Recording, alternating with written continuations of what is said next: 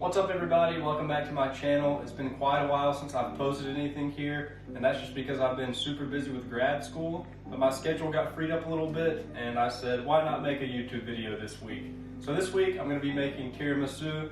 It's a super easy dessert to make, so let's dive right into this recipe. The first thing we have to do is create a double boiler by heating a medium pot with some water in it.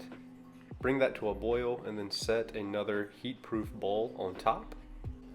Once boiling, lower the heat, add in 6 large egg yolks and 133 grams of granulated sugar. Be sure to whisk that over low heat until it's combined. When it looks something like this, take it off the heat. Next, I'm going to be adding in 2 cups of heavy whipping cream. And this is going to give our custard a nice fluffy filling for the tiramisu, and it's really fun making homemade whipped cream in my opinion. So you're going to mix this on high speed until you get soft peaks. Don't over mix it or you will create butter, so be careful about that. Should look like this. I'm now simply just transferring the whipped cream from the stand mixer bowl into a larger bowl because we will need the stand mixer to add our custard in. So you're adding your egg yolk sugar mixture into the stand mixer here, a small splash of vanilla extract, and now we're going to have to put the bare paws on many containers of mascarpone cheese, however you pronounce it, because my grocery store did not have any of the big packages, but you need 452 grams total. Add that to your custard. Mix it together, and I would say just do it on a low speed here, and by the time this is said and done, you will have a very tasty mixture.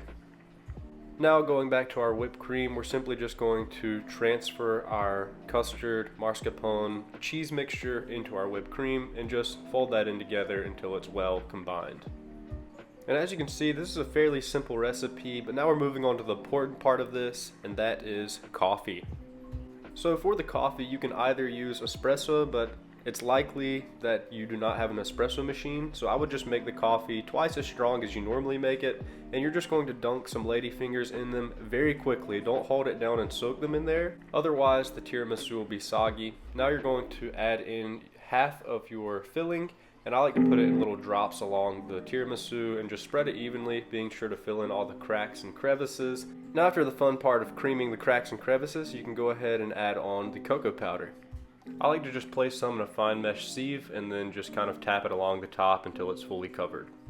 And you know, I would say that this is an optional step, but you're making a tiramisu from scratch, so you might as well just grate some dark chocolate in between the layers and on top. And we're pretty much going to do the exact same thing that we just did, so I'm not going to re-explain that for the sake of keeping this video short and simple. You add your ladyfingers.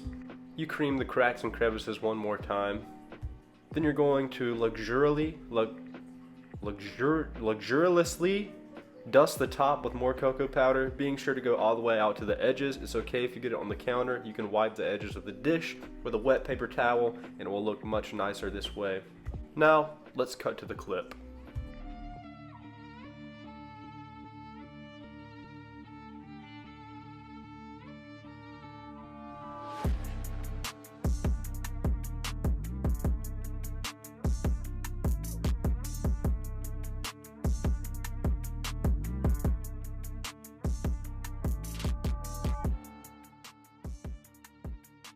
Alright everybody, and that is it. I hope you enjoyed this video. If you did, drop a like on it. Consider subscribing to my channel. If you enjoyed the video, I hope it was super easy to follow along with and straightforward. Give this recipe a try, and I will see you on the next one.